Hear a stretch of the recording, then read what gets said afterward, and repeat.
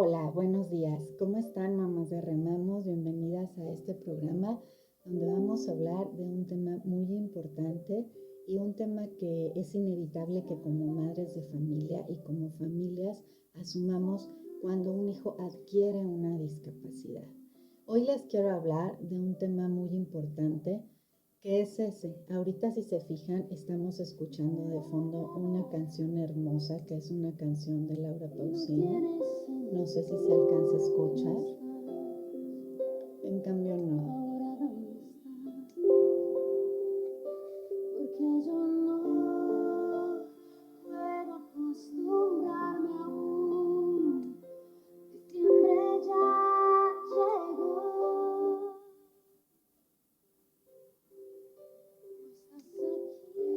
Bueno, pues precisamente el tema que hoy vamos a hablar son los cambios en la dinámica familiar cuando un hijo adquiere una discapacidad. Es un tema importante, es un tema difícil, es un tema que en muchos momentos cuesta, porque realmente los papás actuamos por instinto cuando nuestros hijos adquieren una discapacidad. Realmente no tenemos tiempo porque los mecanismos de defensa nos hacen reaccionar rápido a lo que estamos viviendo y prácticamente no tenemos tiempo de pensar qué vamos a hacer o cómo lo vamos a hacer. Y es muy importante darnos cuenta cómo lo vamos a hacer después que lo vamos reflexionando. Si ustedes se fijan y lo han vivido, si alguien que me está escuchando ha vivido la discapacidad de su hijo y lo ha reflexionado después, se van a dar cuenta que prácticamente nosotros como papás nos reconstruimos a raíz de lo que vivimos con nuestros niños. Y por ejemplo, yo les quiero compartir un estudio que hicimos en Giro, realmente en base a una encuesta cuantitativa, en la cual, bueno, hicimos un trabajo donde mencionábamos las condiciones en las que las familias enfrentan las vicisitudes de tener un hijo con discapacidad, sobre todo enfocándonos a la manera en que los papás asumíamos el reconstruir la vida y sobre todo la dinámica familiar, las actividades que se realizan todos los días con nuestros hijos en casa. Entonces, bueno, prácticamente el objetivo de la investigación fue descubrir los cambios de la dinámica familiar cuando hay un hijo que acaba de adquirir la discapacidad. En nuestro trabajo participaron papás y mamás de 46 familias. Eran originalmente 50, pero por cuestiones de que en el caso de 4 no pudieron llegar, quedó en 46 de la zona de la capital, Huasteca y Media. A ellos se les aplicó un cuestionario y nos dimos cuenta que algunos de los cambios más comunes al tener un hijo con discapacidad fueron la mayor demanda de atención, la generación de nuevos y elevados costos económicos, obviamente derivados de consultas médicas, de terapia y de medicamentos, la necesidad de ayuda profesional, sobre todo en los papás de ayuda terapéutica, psicológica y en algunos casos psiquiátrica, el afrontamiento social de ahora volver a salir a la vida con la nueva realidad que se está viviendo y asumiendo que ahora tenemos un integrante de la familia que tiene una condición particular, que requiere atención diferente y que requiere y requerirá cuidados especializados. También, bueno, otra cosa que fue importante fue los cambios de creencias. Hubo una cuestión que a mí me llamó mucho la atención, que fueron las creencias, sobre todo referentes a la religión. Hay una negatividad a asumir la nueva realidad que es normal y que es parte de la fe, pero hay obviamente, hubo casos de familias que tenían una fe muy arraigada y que eran familias con una tradición religiosa muy costumbrista. 4 católicas y 6 cristianas. Y ellas, por ejemplo, sí tuvieron una resistencia muy fuerte, sobre todo la católica, a la realidad en cuanto a reclamarle a Dios o al pensar qué hice para merecer esto. Entonces se nos vuelven a venir esas culpas tan grandes donde sentimos que merecemos la condición de nuestros hijos, que algo hicimos mal en la crianza o que algún error cometimos para que nuestros hijos de manera divina fuéramos castigados si ellos adquirieran una discapacidad por algo que nosotros llegamos a hacer en nuestra vida personal. Entonces, bueno, al final concluimos que los cambios en la organización de las familias como entorno surgen desde el momento en que a los papás se les da la noticia y siempre perduran hasta que los niños o niñas son adultos. Es chistoso porque son adultos en edad cronológica. Cuando ya los jóvenes adultos en edad cronológica dejan esa niñez, aunque sigan siendo dependientes, siguen siendo motivo de culpa y los papás siguen sintiendo todo esto. Pero sí hay un descenso en la intensidad de la emoción. Es decir, mientras mi hijo es un niño, me siento más culpable o siento que yo hice algo para merecer su condición. Cuando mi hijo ya se vuelve un adulto, quizá entonces ya bajaba un poquito esa sensación porque a pesar de que sigue siendo dependiente, lo ven como un adulto y por lo tanto hay un sentimiento de menor culpabilidad. Persiste, pero es menor. Entonces, bueno, prácticamente el trabajo se realizó y aquí en San Luis Potosí capital y se llamó Dinámica e Interacción Familiar de los hijos e hijas con discapacidad en el entorno familiar. Se inició en el año 2016, ya es muy viejo, y como parte de las actividades de la línea de investigación de interacciones familiares, con un proyecto pues de aprendizaje humano que buscó lograr un fideicomiso de apoyo para iniciar prácticamente poco a poco operaciones y bueno, se plantearon y se desarrollaron elementos para retomar conceptos básicos referente al tema que estamos tratando, que serían discapacidad y crianza y familia. La discapacidad, bueno, yo les puedo decir, de acuerdo a la OMS, Organización Mundial de la Salud, que se define como cualquier restricción o impedimento de la capacidad de realizar una actividad para una persona en la forma o dentro del margen que se considera normal para una persona en condiciones de salud óptima. Se caracteriza por excesos e insuficiencias en el desempeño de una actividad rutinaria normal.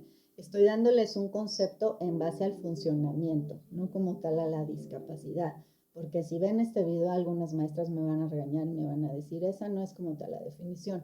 Estoy hablando en base al funcionamiento de las actividades rutinarias. Entonces, se caracteriza, les digo, por excesos e insuficiencias en el desempeño de actividad rutinaria, los cuales pueden ser temporales o permanentes. Por ejemplo, temporales si el accidente es temporal, por ejemplo, un accidente automovilístico que lleva a la persona a requerir muletas o a tener una discapacidad temporal, que tal vez con rehabilitación pues después pase y la persona recupere su salud al 100%. Esa sería la temporal. Y la total o la definitiva pues sería la que ya dejó secuelas de por vida o una afectación a la salud de por vida, sea motora, intelectual, sensorial o psicosocial.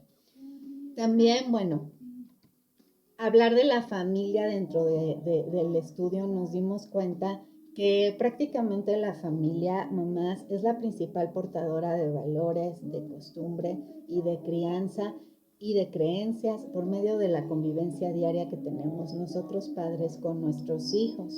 Y obviamente es la primera institución socializadora, formadora, educativa del ser humano. ¿Por qué? Porque desde que nacemos nos empezamos a formar en las familias. De tal forma que la familia como concepto no solo son las personas que la integran, o sea, nosotros como personas, no, son prácticamente los integrantes, las capacidades, los contextos, las relaciones y la dinámica de vida que tenemos como seres humanos en esa familia.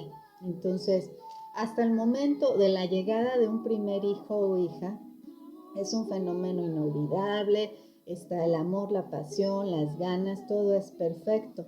Pero cuando llega un hijo con discapacidad o un hijo que estaba sano adquiere una discapacidad, nos damos cuenta, los padres, que se alteró el funcionamiento de la familia.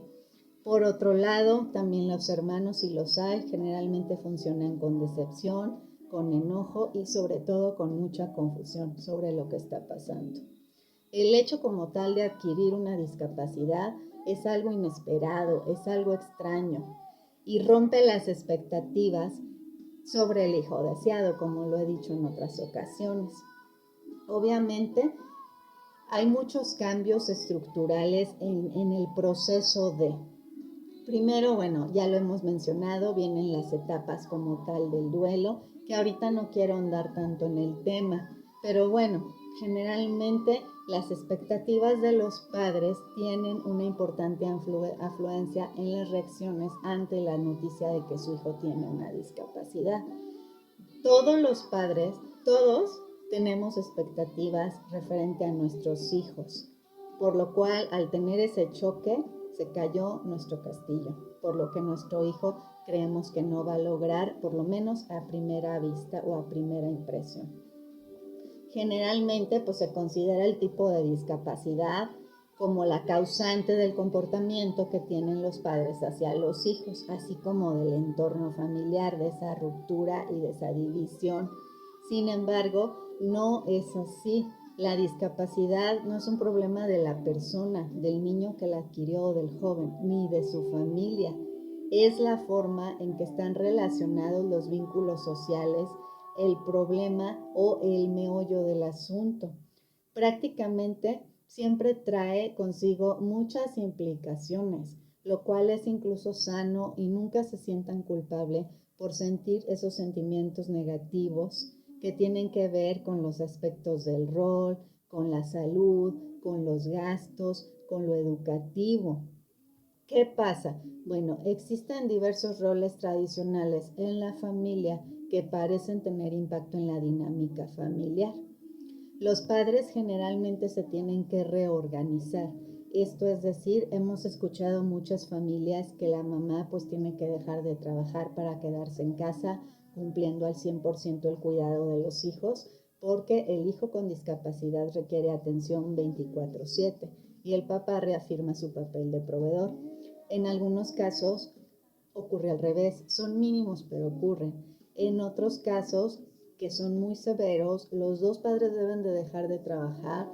Yo tengo cerca una familia que los dos tuvieron que dejar de trabajar porque aparte el chico es muy alto y muy pesado, le dieron un balonazo en una escuela, fue aquí un caso muy conocido en San Luis Potosí, le dan un balonazo en su escuela en un partido y obviamente él queda con una discapacidad muy severa, muy severa.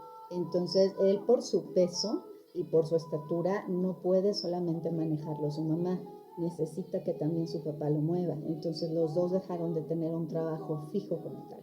Y de ahí, pues obviamente vinieron muchos cambios estructurales en la familia y muchos cambios en el entorno familiar. ¿Qué pasa? Que se te tienen que reestructurar.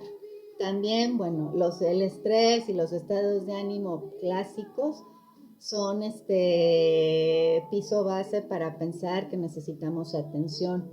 Obviamente algunos padres presentan en el momento mucha culpa, como ya les mencioné, otros es mucho el bloqueo. La cuestión económica en los aspectos sociales, por ejemplo, y en la educación se convierten también en aspectos que influyen en una dinámica familiar. Por eso es importante conocer la magnitud en que estos determinan los cambios en la familia. Además, depende de cada familia cómo haga frente a la demanda, es como va a poder superar esas etapas más fáciles. Bueno, aquí les platico que a las familias se les hizo primero una serie de requisitos. Se pedían familias nucleares y se pedían familias que tuvieran un integrante niño o adolescente con discapacidad o joven.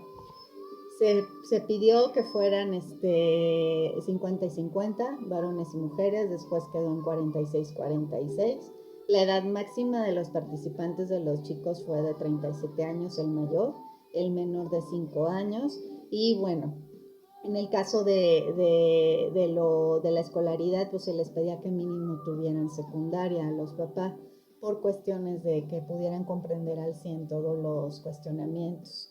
Y bueno, En cuestión económica no se les preguntó ingresos, no venía al caso.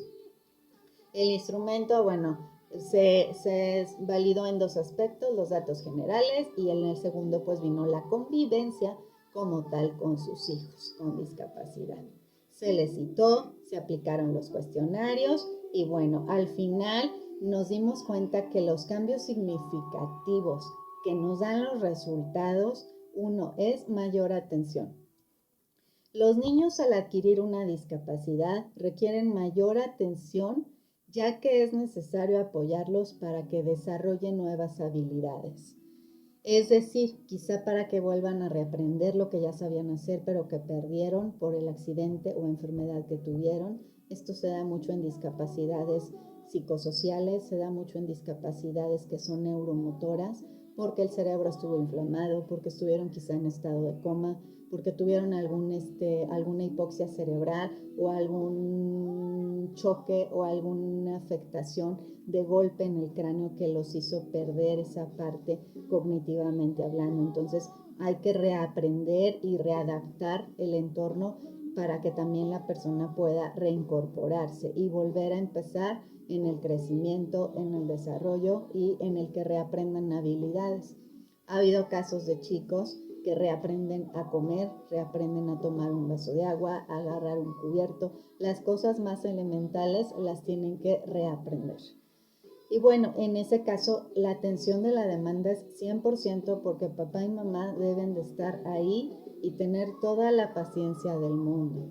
Entonces ahí viene un choque fuertísimo con la realidad. Ahí, bueno, es una interacción social lo que les causa el choque. ¿Por qué? Pues porque yo sé que si ahora llevo a mi hijo a un restaurante a comer, tal vez él no va a poder comer con su propia mano, aunque sea un joven adulto.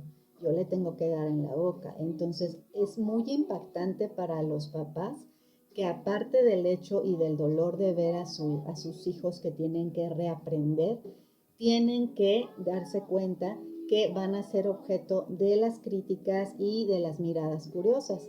O sea que toda la gente que los ve en un lugar público se les va a quedar viendo porque les va a parecer muy raro que a un muchacho grande le den de comer en la boca. Que haya ahí una confrontación con la interacción social, con la realidad que tenemos que afrontar. Bueno, esa es una. La otra, bueno, obviamente también se refiere a la atención en casa. ¿Qué pasa? Que antes los papás, cuando teníamos hijos sanos o cuando no teníamos hijos, no requerían nuestra atención si los teníamos mucho. Ellos hacían sus actividades dentro de casa y nuestra supervisión era leve. Estás al pendiente de tus hijos, los vigilas, los consentúas, les preguntas, estás al tanto, pero no pasa nada si en muchos momentos se quedan solos sin tu vista directa. Tú haces tus actividades, mamá cuidadora, tú cocinas, tú lavas, tú haces todo lo del hogar, quizá trabajes en casa o estés en una computadora, pero no necesitas estar vigilando directamente a tus hijos, porque tus hijos van creciendo y cada vez son más independientes. Entonces, ahí también hubo una pérdida muy significativa porque ahora ese hijo hay que estarlo de preferencia vigilando las 24 horas del día, mucho más en los chicos y en los niños que tienen cuestiones respiratorias como apneas o que tienen cuestiones gástricas muy severas, reflujos que a cada rato tienen riesgo de broncoaspirar, de dejar de respirar, de ahogarse, de todas esas cosas. Entonces, yo papá en casa estoy hipervigilante al 100% de qué están haciendo mis hijos, más bien cómo lo están haciendo, que no se ahoguen, que no dejen de respirar, que si les doy de comer pues no haya un reflujo muy fuerte y no puedo quitarles la vista de encima en muchísimas ocasiones. Mayor si tienen tubos o cuestiones externas invasivas como tubos endotraqueales o sondas o cosas más, pues más invasivas, aparatos médicos. Entonces hay una demanda afuera porque soy observado por la gente, por la sociedad y adentro porque no puedo despegarme de mi hijo. Son mamás que generalmente y papás, pero más mamás que pues para meterse a bañar, para comer, para ir al baño, para actividades básicas, pues tienen que hacer circo, maroma y teatro o conseguir quien les eche el ojo a los hijos en lo que ellas van al baño o se bañan rápido o comen o todo es estrés, estrés, estrés y vivir hipervigilante, o sea, siempre vigilando. Cuando estamos hipervigilantes, mamás, ustedes lo saben muy bien, nuestro cerebro nunca descansa, estamos trabajando al 100%. Nuestra mente está completamente pensando en nuestros hijos, nuestra atención, nuestros sentidos se desarrollan de una manera más habitual. Hay mamás que se vuelven muy olfativas, que perciben los olores de sus hijos muy fuertes, si vomitaron, si tal vez repitieron, si ya hicieron en el pañal, aunque estén a distancia lejana. Hay mamás que somos más sensoriales, que percibimos cuando algo está pasando y si estoy en el baño sé que algo pasó y corro abajo con mi hijo. Ese es mi caso. Hay mamás que son muy visuales, que están como que a la defensiva y que alcanzan a ver hasta lo que no. Yo les digo que tienen ojo clínico. Y bueno, cada quien desarrolla a medida de su capacidad o de cómo puede el vigilar a sus hijos. Entonces, bueno, la otra, pues obviamente también ahí siempre está la preocupación constante por lo económico. Siempre está el cómo voy a pagar. Ahora se viene este gasto, ahora el otro. Antes nada más había gastos quizá escolares y de supervivencia para mantener a nuestros hijos, como cualquier papá, darles de comer, gastos básicos. Pero ya con un hijo con discapacidad hay que cubrir otros gastos y nada es barato. Quienes hemos tenido la fortuna de tener un seguro médico, bueno, podemos tener acceso a ciertas cosas, pero siempre hay algo que hay que pagar. Y siempre está esa constante angustia, preocupación, y más cuando nada más uno trabaja o ninguno trabaja y no hay manera de tener un ingreso más grande que cubra todas las expectativas y todos los gastos. Bueno, cuando los padres no cuentan con recursos económicos suficientes para llevar a sus hijos a terapia de rehabilitación, esto les provoca muchísimos problemas también entre pareja, porque lamentablemente también hay un índice muy alto de divorcios y de separaciones conyugales cuando un hijo adquiere una discapacidad, sea por la culpa mutua o por la incompatibilidad, donde no pueden juntos tomar de la misma manera las cosas y ponerse de acuerdo. Entonces surgen muchos conflictos donde prácticamente muchas parejas acaban separándose y cada quien rema por un lado diferente. Yo siempre he dicho que siempre y cuando se reme a beneficio de los niños y de manera que ellos sean los beneficiados y no se les abandone, es lo más sano cuando ya no puede haber una relación de pareja sana. Hay quien difiere conmigo y me dice que hay que intentar 1000 cosas hasta que se logre y que la pareja debe de permanecer junta siempre. Pero bueno, ahí difiere un poquito porque creo que al final del camino siempre vamos a buscar ver por nuestros hijos que estén bien y siempre vamos a buscar que prácticamente ellos vivan con la mayor paz y amor posible. Y en mi caso particular creo que es muy importante separados si es necesario, pero en paz. Y si no, ojalá se puedan reestructurar las familias. Pero la verdad es que en terapia familiar lo vemos, es muy difícil que las familias se mantengan unidas al adquirir un hijo con la discapacidad. Las relaciones familiares, pues ya lo dije, los cambios hay muchos en las relaciones familiares. Se altera la familia, comunidad social de diversas maneras. Los padres y hermanos empiezan a reaccionar con todos los sentimientos que ya les dije, pero de manera asincrónica. Esto quiere decir que unos están enojados, otros están con culpa, otros están muy tristes, otros están deprimidos, cada quien anda en un canal diferente y obviamente se afectan roles y actividades cotidianas. ¿Qué pasa? Viene el desplazamiento en el cual los papás inconscientemente le damos más atención a nuestros hijos con discapacidad, dejando más de lado a nuestros hijos sanos, porque sabemos que ellos no requieren las mismas atenciones y que entre más crecen son más independientes. Entonces los hermanos se sienten solos, también sufren muchísimas emociones, recae, como lo platicamos Claudia y yo en nuestro programa, a veces la responsabilidad de cuidar a sus hermanos o de apoyar Ellos obviamente su desarrollo social se afecta y también entre ellos pueden tener conductas negativas los hijos sanos, como llamar la atención, pueden generar mucho miedo a que ellos también les dé una discapacidad, aunque no entiendan qué es una discapacidad, o tal vez simplemente les pase algo malo como les pasó a sus hermanos. Y aquí es muy importante que nosotros los papás dediquemos el tiempo a los hijos sanos y obviamente hablar con ellos mucho. Lo del tiempo, a mí en mi situación personal me ha costado mucho, pero he intentado hacerlo y sé que es una carrera contra el tiempo que tenemos todos los papás, pero tenemos que intentarlo hacer para que las secuelas emocionales en ellos sean lo menor posibles.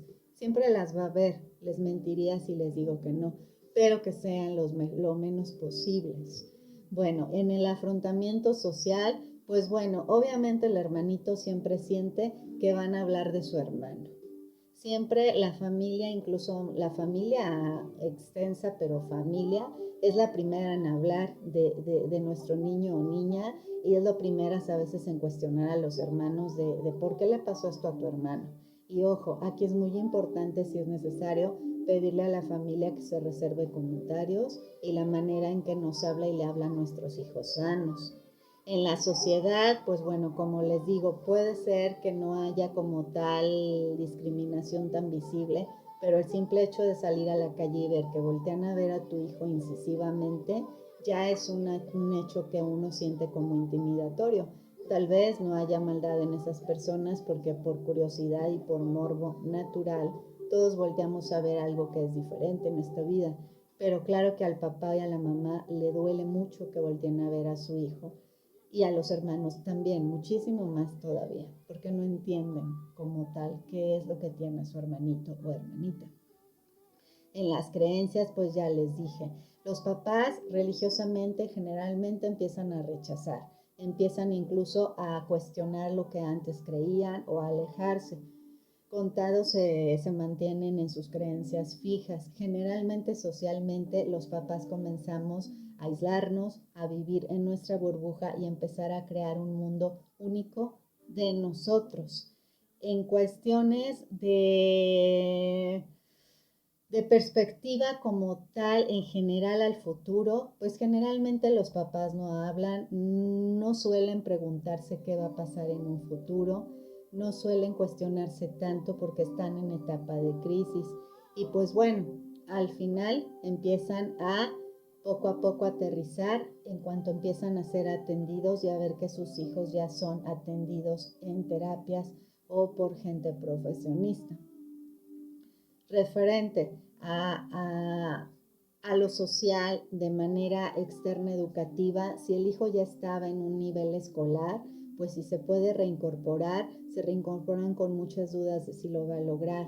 Si el hijo no estaba en edad escolar o no estaba en una escuela, pues es un poquito más negativo a la vez porque los papás con mayor razón lo enconchan y generalmente cierran un poquito ese acceso a que su hijo pueda ser visto, por lo menos hasta que ellos recuperen un poco de valoración personal, que dejen de sentirse culpables y que se sientan un poquito más fuertes emocionalmente para enfrentar las miradas, las dudas, los cuestionamientos y todo lo que la gente les va a preguntar sobre sus hijos.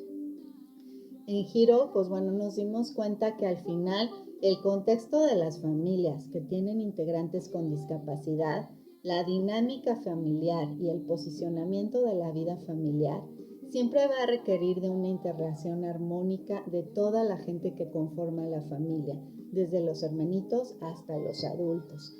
Obviamente en el momento en que una mujer o un hombre se convierten en padres de un niño con discapacidad, no pueden ejercer el rol o renunciar a ejercer el rol diciendo no quiero o no puedo. Poder, podrían. Conozco algún caso que lo ha hecho. Pero en general no deben y la mayoría se mantienen ahí con los recursos que tienen mentalmente y emocionalmente, pero es un trance muy, muy duro. Los papás pues desempeñamos un papel muy importante en la formación de la personalidad de nuestros hijos y siempre damos pautas de comportamiento, de roles o de papeles dentro de la familia. Cuando, por ejemplo, hay un hijo varón mayor, él generalmente deja de ser el hijo y si no hay una ausencia paterna, se vuelve el proveedor de la casa también emocionalmente en acompañar a su mamá para cuidar a su hermano y se vuelve un papá que no debería de ser, pero eso pasa. Y en el caso de que sea una niña la mayor, pues se vuelve un apoyo y otra figura maternal para el hermano. Todos estos son cambios de conducta en cuanto a rol, porque adquieren nuevos roles que no les correspondían, pero ante lo que están viviendo. Y bueno, después nos damos cuenta que prácticamente, y ahí lo vimos mucho con ellos, el vivir con una discapacidad siempre produce estilos de vida y cambios de quien lo presenta y de quien lo rodea. Por ejemplo, les pongo un ejemplo. Antes, en una dinámica familiar normal, pues se salía de casa temprano a las escuelas, una persona recoge a los hijos de regreso a la casa, quizá actividades extras, quizá a otras convivencias con la familia, con círculos sociales, pero los hijos van creciendo y van siendo más independientes y entre más independientes son, menos dependen de los cuidados de los papás. Digamos que más que cuidados requieren supervisión y ya después ni siquiera tanto eso porque se vuelven adultos. Entonces, cuando hay un hijo con discapacidad, se reestructura tremendamente la rutina. Entonces, mamás tenemos que volver a aprender. Yo les podría narrar un día rutinario normal, por ejemplo, de una mamá que tiene un hijo con parálisis cerebral profunda, que está conectado a tubos, a sondas, a oxígeno, a mucho, que requiere medicación todo el día, que convulsiona muchísimo. La madre antes de irse a trabajar debe de dejar a su hijo alimentado, pasar una sonda, debe de darle un baño quizá o por lo menos cambiar los pañales seguido, debe de tener rutinas específicas de alimentación, de cambio de pañal, quizás sacar flemas. Si yo les pongo y les enlisto todas las actividades médicas que se realizan, nunca acabamos. Entonces, esa madre antes de que su hijo adquiriera la discapacidad, en la mañana solía levantarse, levantaba a su hijo que estaba bien, le decía ya párate, quizá preparaba algo para la familia, se arreglaba, se auto bañaba, bueno, se bañaba, se autocuidaba, se arreglaba y se iba a trabajar tranquila. Una madre que tiene un hijo con discapacidad como la que les acabo de describir, antes de irse a trabajar, tiene que realizar una rutina enorme con su hijo para poderlo dejar listo, quizá en una escuela donde lo cuiden o quizá en la casa solo si no tiene opción, o quizá con un familiar que le ayude, o quizá la pareja si es una pareja que se quedó en casa. Y la madre tiene que hacer toda una dinámica de cuidado médico hacia su hijo. Entonces imagínense la carga de estrés y de responsabilidad y de cansancio que le conlleva a esa madre. Ahí ya cambió drásticamente su rutina. Toda la jornada laboral la madre está preocupada, está estresada, sabe que su hijo la necesita, pero debe trabajar. En madres que no trabajan, bueno, están en casa permanentemente, pero también esas madres tienen un grado de estrés muy fuerte, porque el tedio de no salir nunca y de permanecer en casa cuidando, también les genera un desgaste que cada vez con el tiempo es mayor y es más fuerte. He tenido mamás que en consulta han dicho, ay no, yo necesito salir y agarro mi bici y me voy a caminar o me voy a rodar o yo necesito que me dé el aire porque se sienten rebasadas, porque se sienten agotadas y porque para ellas es muy fuerte el desgaste de estar encerradas al 100%. Entonces las dos posiciones son muy difíciles, la mamá que trabaja y la que no. Y recuerden, siempre está el resto de la familia demandando atención, demandando cuidados y obviamente tienen razón, es muy válido. Fíjense, les quiero compartir unas de las preguntas que se hicieron, que son estos. Bueno, aparte del cuestionario normal de la vida familiar, de los datos clásicos, bueno, se les preguntó el nombre, la edad, el lugar de nacimiento, la religión, los mismos datos de la pareja, los años que llevan como pareja, si están o no casados, si hay hijos de matrimonios anteriores, la edad de los embarazos, la edad que ellos tenían, que tenía la mamá cuando se embarazó, las condiciones prefetales, postfetales y obviamente todo lo que es cuestión del parto, si hubo alguna cuestión médica, a qué se dedican. Y luego ya se les empieza a preguntar antes de hacer este test, ¿cómo es la convivencia con un niño con discapacidad? O sea, ¿qué pasó que causó la discapacidad en su hijo? ¿Cómo reciben la noticia? ¿Cómo sienten que influyó su diagnóstico en la vida diaria? Obviamente, ¿quién cuida al paciente, o al niño o al joven? ¿En qué momento pensaron que lo que podían vivir en un futuro podía ser fuerte o no podía ser fuerte? Que si tienen y cuentan con lo necesario en cuanto a gastos para atender a su hijo. Se les preguntó pues qué información médica les dio el equipo médico cuando su hijo adquiere la discapacidad. Se les pregunta si recibieron apoyo psicológico cuando se enteraron de la condición de sus hijos. Se les pregunta qué creen ellos que es la diferencia entre tener un hijo con discapacidad y un hijo sin discapacidad. Ahí buscamos mucho confrontar la realidad sobre lo que tenían antes y lo que tienen ahora, sobre todo cuando sus hijos adquirieron la discapacidad siendo jóvenes de 15 años para arriba, que antes tuvieron una vida, que antes tuvieron una interacción social adecuada. Esas son muchas de las cosas que debemos tomar en cuenta. Entonces, pues bueno, yo me despido mucho, papás, con este live, haciéndoles la reflexión de darnos cuenta. La discapacidad puede llegar a la vida de cualquier persona en cualquier momento y nadie estamos exentos de vivir una discapacidad. Este estudio lo hicimos cuando empezábamos a trabajar en la discapacidad adquirida y cuando nos fue cayendo el 20 de lo que iba a ser la vida real de las personas, de las parejas, de las familias, de nosotros las mamás, que nos toca volver a tener en nuestros brazos a un bebé o a un joven que ahora adquirió una discapacidad. Entonces, les agradezco su atención, les agradezco la empatía y que me hayan escuchado sobre este estudio que les quise compartir. Y bueno, les mando un abrazo enorme y estamos al pendiente en nuestros programas y en nuestro canal. Muchísimas gracias. Bonito día. Bye.